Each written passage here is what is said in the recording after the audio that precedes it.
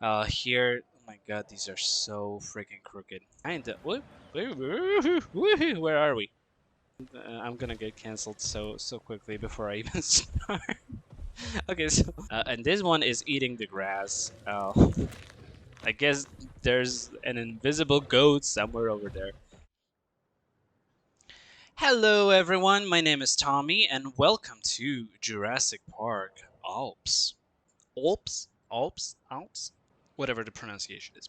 This is the Northwest USA, but I'm calling it Jurassic Park Alps because it's the alpine environment and it's my park, so it's my rules. Yeah. I was really taken aback with this environment. I didn't expect to love it so much, but during the challenge mission, oh my god, these are so freaking crooked. Okay, I'm gonna just show you a different. Which angle is it not that bad? Okay, okay, this angle is good. I I was surprised how much I loved this environment in the challenge mode. So I decided to build my second park on this. After the catastrophe that was my first build when it broke, when I overused the rocks and all the decoration items and everything, and the file broke. I was really careful with using them, so this one is not going to be that rich on all that stuff, even though there are some of the things. So let me start quickly by showing you the main street with the crooked lights. I'm really sorry about that. I should be more careful. Uh, right from the start, we have our first dinosaurs. Uh, the Pachyrhinosaurus. Hello, buddy. That one is sleeping. He's very cute. I was going for very like white and gray tones, the albino ones, to fit in with the snowy environment. This is very nice. Standing next to it. And as you can see, I don't think it can really cross it. So I think in real life this should work. And like, who wouldn't want to stop by and just like look at it? These people don't because the paths don't have visibility, which is nonsense. But it is what it is. But they get the visibility from the hotels. I put in 3 hotels, as you already know. I like to put the hotels all in one place. I'm using the pastel colors on the shops. When I'm talking about it, I should show you from the front. As we had in the promo materials in the promo previews, I kind of liked it, so I used it here. Here we have a different kind of enclosure with a different environment. I really like the idea of having a different environment within an environment, and here it is possible. In the desert one, it's not that possible unless you use these ginkgo trees, but the ginkgo trees are really incredible for these different environments because they look like your regular temperate forest, plus some of these whatever they are. They look really exotic. So we have the Tapejara here with the Geosternbergia. Two of my favorite dinosaurs. They're really lovely. No, this Tapejara is ugly. Geosternbergia. There's oh yeah, this one is better. Sometimes it's a miss with these colors. Geosternbergia has the greatest color combinations in the game, I think. Maybe not, but one of the greatest color combinations. But sometimes they can be really dull. Sometimes it's a hit or miss. Okay, over here we have the Cryolophosaurus. I love this dinosaur, and I think that it really fits this environment. It fits the cold environment. This the albino one. I love this coloring. I love it, love it, love it, love it. Usually I don't like the albino, the white colors or very black colors, but for this build, it was really nice. We also have a green one. Hello. They also have the goat feeder, but I wanted to have them here next to the viewing gallery. In this build, I was keeping with the established rules of the challenge mode that it should only be carnivores. I have some herbivores here to fill in the blanks, but it's usually carnivores. So when we hop on the monorail, the only way down, we get down to the next guest section over here, which is a long street full of shops, full of seating areas and planters. And we have another similar enclosure here with this open hole in the fence with the albino Sinoceratops. I wouldn't really put carnivores in an enclosure like this where it has holes in the fence and it uses natural barriers like the planters or rocks. because it's not really realistic. Look at it, it's so cute. I love this environment. It's everything. So we have two kinds of Nasudos here. We have this darker one. I thought that if it was like all white, it wouldn't be nice, so I put in some darker ones as well. And this whole enclosure curves around this hotel over here. I'm gonna show you from the ground up. And it basically has two parts, but the dinosaurs can get from one part to another. And again, the hotel provides visibility, so we can just not follow the rules of the viewing galleries, and we can pretend that the guests do enjoy them from over here, as they should, as they should. Okay, when we go this way, we get to the. We're not gonna take the tour yet. We get to the enclosures first. There's they're right next to the paths, so the guests can see them. And this is the Troodon. One that I kind of underused, don't use that much, but I said why not? It's a carnivore. This should be a carnivore park, so here you go. Just a plain little enclosure. The next enclosure, though, is rather more complicated, and it's the Qianzhousaurus enclosure, which is rocky, foresty kind of feeling. Not that much snow. I reserved the snowy parts for the highest parts of the mountain. And here we can see the I think it's pronounced Qianzhousaurus. I mean, I usually hate it when people miscorrect these animals on the internet, but with this one, I never know. And I'm a linguist. Did you get stuck, buddy? Did you get frozen in time? I don't know. I'm conflicted about the patterning. I like the plain ones better than the patterned ones, but I don't mind the patterned ones as say the Allosaurus or the Albertosaurus. They're really hideous with patterns. You'll see. Well, if you have the game, you know. Okay, next we have the Megalosaurus. I was going for even rockier environment, even rockier enclosure. Here they are, looking nice. Not one of my ultimate favorites, but it's not a bad looking creature. It's nice. Okay, so from here you can see the Megalosaurus, and from here, we have the Allosaurus. And if you have seen my previous video, if not, it's okay. But if you have seen my previous video, you'll know that Allosaurus is currently, I say currently because it always changes, my #1 dinosaur in the game. I mean, the design is marvelous. I loved the red one from the desert environment, and I think I love the gray one even more. It's just magnificent. Truly beautiful creature. I put it in a very rocky, mountainy environment because I think it fits the Allosaurus. Any kind of environment fits the Allosaurus because Allosaurus is a freaking legend. It's the best dinosaur, hands down. When I was thinking about my channel name for YouTube, I was thinking about the friendly Allosaurus, but I was like, that's too lame. I don't know. So it's kind of a like Allosaurus mountain over here.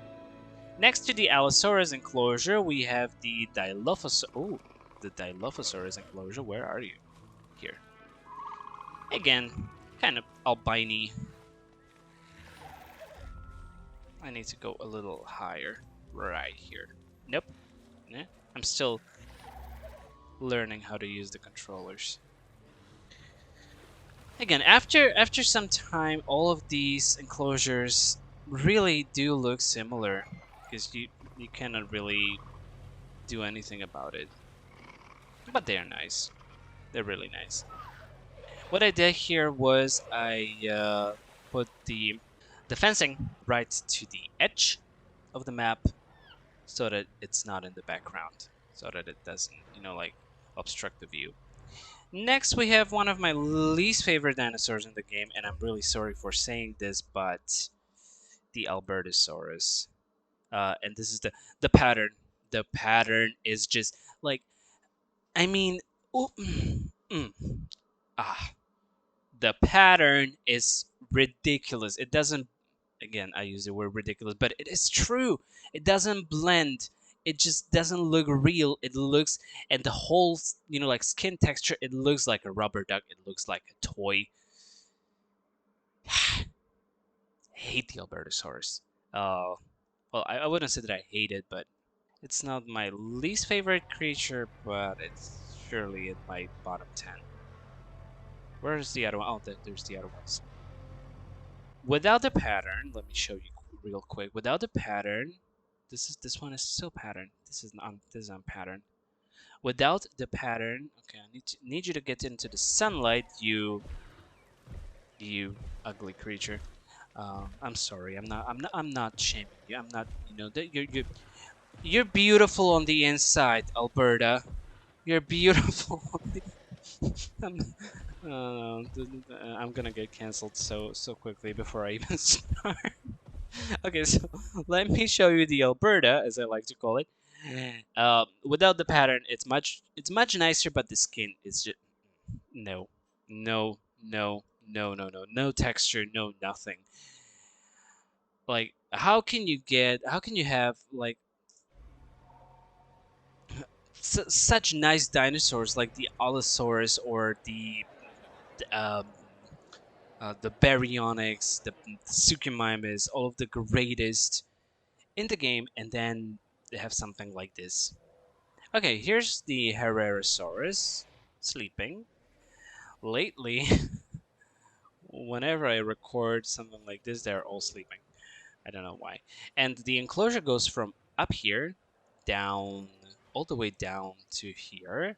And again, I was only using the fences down here and up there so that it looks natural, as if it was in its natural environment. This one is an albino one. Hera used to be my favorite from the first game. Now it's kind of like in the middle.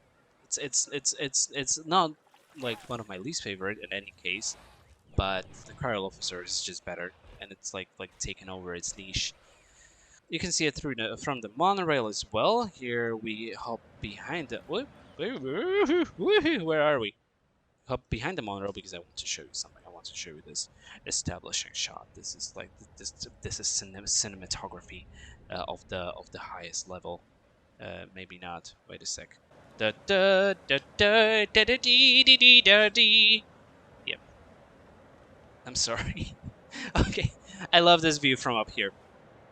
This is one of my favorite views. Okay, but when we go down here, we get to our main street. These are not crooked. Yeah, I did it. I did it. They're not crooked. Here we have one of my. They're more on my favorite side. The dinosaur. Oh my god! Now I crooked. Now I did crook the whole that's display. This is my second recording in a row, so excuse my English. The Carcharodontosaurus, again, it's better without the pattern. When it's colorful, it's nice with the pattern as well. Where's the other one? This. This is just again. Look at it. Look at this. It's not blended. If it's not blended, it's not realistic. And I'm sorry, it's just awful. No, I don't like it. In the next enclosure, we have the DDD T-Rex Valley. Now you can only see the T-Rex, but here you can see the whole valley. I love how it looks. I love the things that you can do in this game with the environment if you think outside the box a little bit. It's really cute. I used the Jurassic Park 2 skins. Don't know why. I wanted to have two Rexes. That maybe that's why I did it. This was my second build, so yeah. Looking Do that roar again. Do that roar again. In the next enclosure, we have the Herrerasaurus.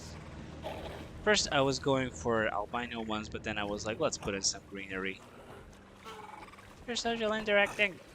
Love social interactions. Social interactions in this game really like take it to another level. In this enclosure, we have the Dilophosaurus, and again, I was inspired by the promo materials. That it was green in the promo materials in this kind of environment, and that's why I decided to do it as well. Love them. And I put in these. I pretend that they cannot jump over it. Well, they can't, but like if we were in the real world, they could.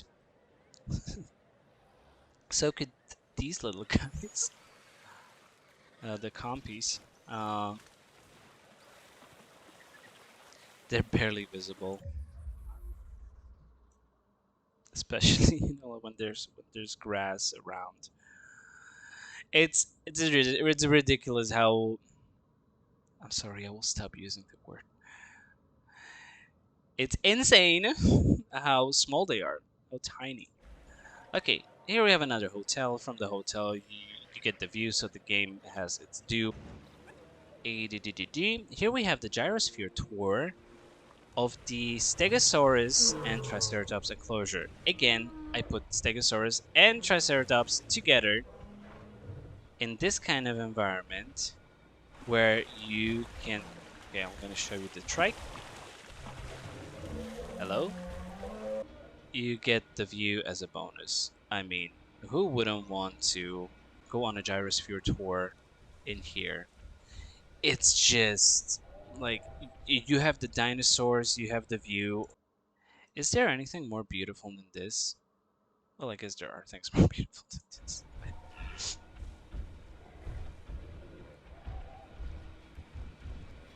And when they're right over the edge, when they're like standing over here. Oh, hello. They're standing over here. It's nice. I have a picture like that, so I will show you the picture because like they really don't want to show off. Again, it's a little unrealistic because at any time the dinosaurs could just like knock you off your course and you would die. You would die. But if you believe that you're safe, visit Jurassic Park Alps. Okay, next we get on the monorail over here. So another guest section. I like to use these hollow places for dinosaurs. To put in these small buggers, the Gigantspinosaurus that I could not care less about when it comes to dinosaurs. This is, I guess, my fourth least favorite one. I would say my least favorite one is the Qianzhousaurus, followed by Sauropelta, and then Gigantspinosaurus. I didn't care for it in the first game, and now that it got shrunk, I mean, it has some saving graces. The face is really cute. I love the face. It's got a cute tiny little face. But even the game in the file, I'm gonna stop it again, and you can tell me in the comments. Even the game says that it should be 2 meters high. Does this seem? I know that the elevation is a little different, but mostly it's the same. This is not 2 meters. I'm sorry for those of you who are using feet. Um, Google it. I'm sorry. Uh, the average person in meters is like 1.7 to 8 meters high, and the Gigantspinosaurus should be 2 meters high, which clearly is not. So, even the game, in its official description of this dinosaur, says that it should be bigger, and it is ridiculously small.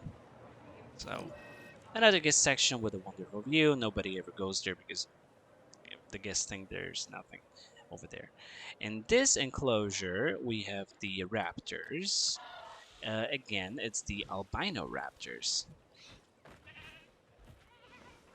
There should be like... Ah, yeah, there they are. They were killing each other because this was before the combat could be turned off. So there used to be 6. Now there's 4. They're dumb. But I do have this little guy here. The Oh, hello. This is looking good. The Acrocanthosaurus. One of my least favorites from the first game, but now I don't know why. I don't know why I started to like this guy. I didn't like that it was so chunky, so huge, so the shape of the neck of the head. It was too much, and the patterning was also too much. And I do admit that it's still too much, but I don't hate it. I used to hate it quite a lot. Not with passion, but with this exhibit, I went for rocky and hilly and mountainy, as with every other exhibit in this build, because yeah, the game is very limiting. But when you look at it next to the T-Rex exhibit, this one is a valley and this one is kind of a mountain. So, no! I'm sorry. I'm really sorry. I really can't use these buttons. So, when you look at it this way, and when you... I'm gonna pause this and go down here. When you look at it from the ground up, it gives you the elevation. Sometimes you wonder, what does my enclosure need? How can I make it different? How can I make it better? Elevation, elevation, elevation makes wonders, makes all the difference. And rock textures overall. Okay, and then the last one, as you can already see, is the Carnotaurus. This was the last exhibit, and I got a little impatient. This build, I love when it sits like this. It's just like this is like a little doggy, and this one is eating the grass. I guess there's an invisible goat somewhere over there. Invisible goats are a thing, I guess. So this was the last enclosure. That's why it's not really that great overall, but still solid, I would say. Okay, so this is I'm gonna show you the overview of the section that is down here. This is the facility buildings. So here you go from the ground up. You go down the monorail. Here you have one section, a hotel. Here you have the Alaska section.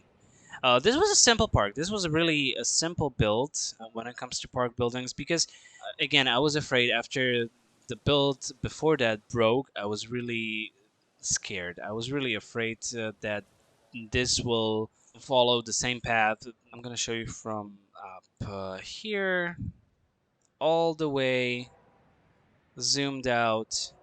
So this is the whole park.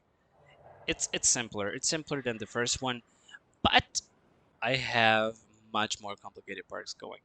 Now that I know that it's the rocks that are causing these problems and too many rocks in the save file, I know how to make the parks better, and I have huge parks built in Pennsylvania and California that have a lot of decoration items, but not that many rocks to break the games, and they're much bigger than this build. So you can look forward to my Pennsylvania build and my California build.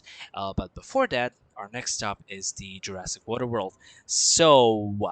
Ladies and gentlemen, thank you for being here. If you liked this build, leave a like, leave a comment, maybe give me a subscribe. I'm still starting with this, so I would really appreciate any support that you can give me, but I'm not forcing it to. If you didn't like it, if you don't feel like it, it's up on you. I will be really glad if I see you here next time. And until next time, have a great day, and thank you again for watching Jurassic Park Alps. Bye.